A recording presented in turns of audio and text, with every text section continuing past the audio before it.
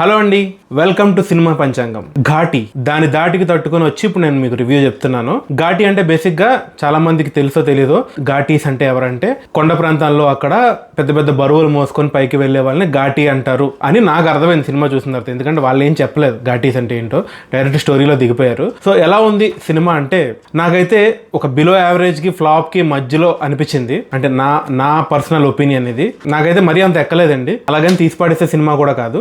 అనుష్క బేసిక్గా out standing performer, అందరికీ తెలుసు. బట్ ఎందుకో నాకు ఈ సినిమాలో అంత పర్ఫార్మెన్స్ ఇవ్వలేదు అని అనిపించింది. లుక్స్ వైజ్ కూడా చాలా ఏదో మైదాపిండి ముద్దలాగా, అంటే సంథింగ్ ఆడ్గా కనిపించింది. సో ఆవిడ ఇవ్వాల్సిన రేంజ్ పర్ఫార్మెన్స్ అయితే కాదు, బట్ స్టిల్ ఉన్నంతలో కళ్ళల్లో ఎక్స్ప్రెషన్స్ పలికించేవి బాగానే చేశారు. అండ్ హీరో వచ్చేసి విక్రమ్ ప్రభు అని చెప్పి తమిళ్ హీరో. సో ఉన్నంత వరకు చాలా బాగా యాక్ట్ చేశారు. సో ఫస్ట్ హాఫ్ అంతా ఉంటారు, ఆయనే లాక్కెళ్తారు సినిమా అంతా. నెక్స్ట్ మెన్షన్ చేసేది ఎవరంటే జగపతి బాబు గారు. సినిమాలో ఎక్కువసేపు ఉండరండి క్యారెక్టర్లో, బట్ ఉన్నంతసేపు కూడా చాలా ఫన్నీగా ఒక గ్రే షేడ్ లో మంచిగా అనిపించింది క్యారెక్టర్.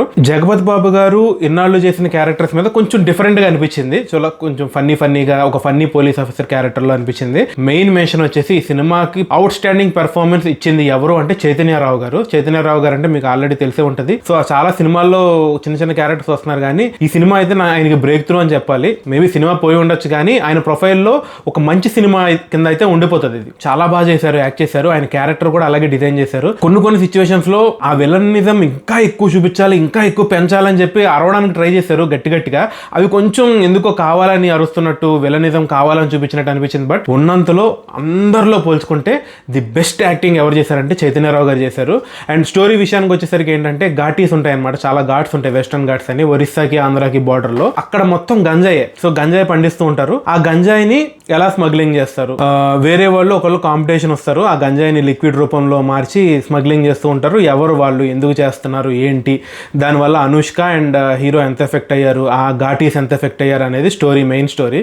సో చాలా థిన్ స్టోరీ లైన్, పెద్దగా ఏమీ లేదు. నేను సినిమా చూసిన తర్వాత అరే ఏంటి క్రిష్ గారు ఎంత దరిద్రంగా రాసుకున్నారు స్టోరీ అనుకున్నాను. బట్ రాసింది ఆయన కాదండి, రాసింది చింతకింది శ్రీనివాసరావు గారంట. ఆయన స్టోరీ రాశారు. జస్ట్ క్రిష్ గారు స్క్రీన్ ప్లే అండ్ డైరెక్షన్ మాత్రమే అనమాట. సో ఆయన స్టోరీలో పాపం ఇన్వాల్వ్మెంట్ లేదు. బట్ ఆయన ఉన్నంత పరిధిలో డైరెక్షన్ అయితే బాగానే చేశారు. అక్కడక్కడ మిస్టేక్స్ వెళ్ళిపోయినాయి. మేబీ స్టోరీ వల్ల లేదంటే అవుట్డేటెడ్ అయిపోవడం వల్ల తెలియదు, కానీ అక్కడక్కడ మిస్టేక్స్ వెళ్ళిపోయినాయి. కానీ ఆయన ఉన్నంత పరిధిలో మాత్రం క్రిష్ గారు బాగానే డైరెక్ట్ చేశారు. కానీ క్రిష్ గారి మార్క్ అయితే నాకేమీ కనపడలేదు ఎక్కడ కూడా.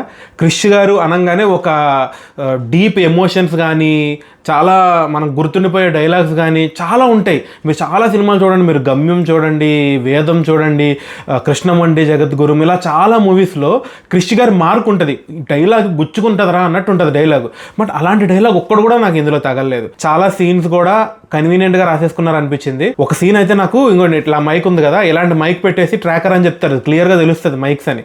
సో చాలా మట్టికి కన్వీనియంట్ స్క్రీన్ ప్లే ఉంటుంది, సీరియస్నెస్ తీసుకోలేదని అనిపించింది కొన్ని సీన్స్. ఫస్ట్ హాఫ్ అంతా నాకు బాగానే అనిపించింది యాక్చువల్గా. ఆ బ్యాక్గ్రౌండ్ మ్యూజిక్ కూడా బాగానే ఎలివేట్ చేశారు. మేబీ అది కొంచెం ఓల్డ్ అయిపోయిన బ్యాక్గ్రౌండ్ మ్యూజిక్ అయి ఉండొచ్చు, బట్ సీన్ని బాగానే ఎలివేట్ చేశారు, బాగానే వెళ్తుందని అనుకున్నాను. బట్ ఒక పాయింట్కి వచ్చేసరికి మొత్తం డౌన్ అయిపోతుందండి గ్రాఫ్. ఇంకా బోరింగ్ స్టార్ట్ అవుతుంది. ఇంట్రెస్టింగ్ ఎలిమెంట్, ఇంట్రెస్టింగ్ పాయింట్ అనేది ఉండదు. మీకు క్లైమాక్స్ కూడా చాలా వైలెంట్గా, చాలా వైల్డ్గా చూపిస్తారు. అది కూడా మనకి ఎక్స్పెక్టెడ్ అన్నట్టు అనిపిస్తుంది. అంటే చాలా కన్వీనియంట్గా, అంటే ఇక్కడ ఈ సీన్లో ఇక మంచి జరుగుతుంది, నెక్స్ట్ ఇట్లా ఒక డిస్ట్రక్షన్ జరగబోతుందని క్లియర్గా అర్థమైపోతుంది. సో ఆ ఇంటర్వెల్ బ్లాక్ కూడా చాలా వైలెంట్గా చూపించారు. అదొకటి నాకు బాగా నచ్చింది. ఇంటర్వెల్ బ్లాక్ ఒకటి బాగా నచ్చింది. అండ్ సెకండ్ హాఫ్లో అనుష్క గారికి ఒక 2 ఎలివేషన్ సీన్స్ పడ్డాయండి. అవి ఒక పెద్ద హీరోకి ఎలివేషన్ సీన్స్ పడినట్టు అసలు మామూలుగా లేవన్నమాట ఆ ఎలివేషన్ సీన్స్. అవి తప్ప నాకు ఇంకా సినిమాలో పెద్దగా ఏమి అనిపించలేదు. ఎమోషన్ చూపించడానికి ట్రై చేశారు, అది కనెక్ట్ అవ్వలేదు. సినిమా అంతా గాంజాలో ఒక 4 రకాలు ఉంటాయి. ఏవో రాజపుష్ప అంటారు, శీలావతి అంటారు, ఏవో 4 రకాలు ఉంటాయి.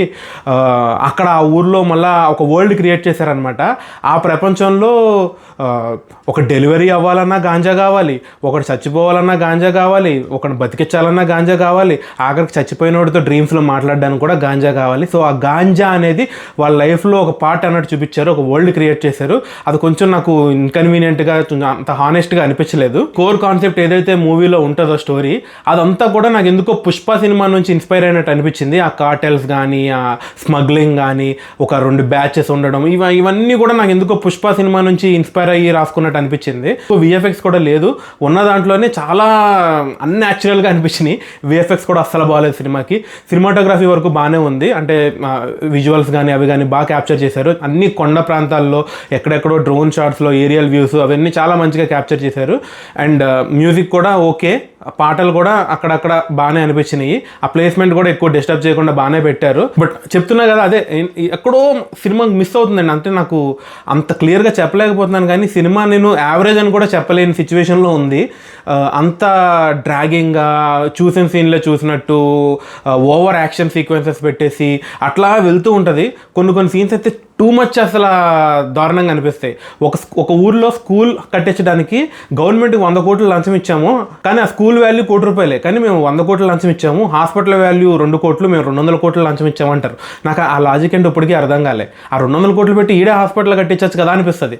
సో ఏదో లార్జర్ దాన్ లైఫ్ సినిమా చూపించాలి, ఉన్న బడ్జెట్లో ఎక్కువ చూపించాలి, ఒక కొత్త వరల్డ్ క్రియేట్ చేయాలి, ఆ వరల్డ్లో ఎలా ఉంటుంది, డిఫరెంట్గా ఉండాలి, కొత్తగా ఉండాలని ట్రై చేసి దాన్ని కొంచెం లైన్ దాటేసి వెళ్ళిపోయి ఇల్లాజికల్గా చేసినట్టు అనిపించింది. ఫస్ట్ హాఫ్ అంతా బాగానే ఉన్నా కూడా సెకండ్ హాఫ్ ఎండ్ అయ్యే టైంకి ఆ ఇంటర్వెల్ బ్లాక్ కానీ అంతా ప్రెడిక్టబుల్.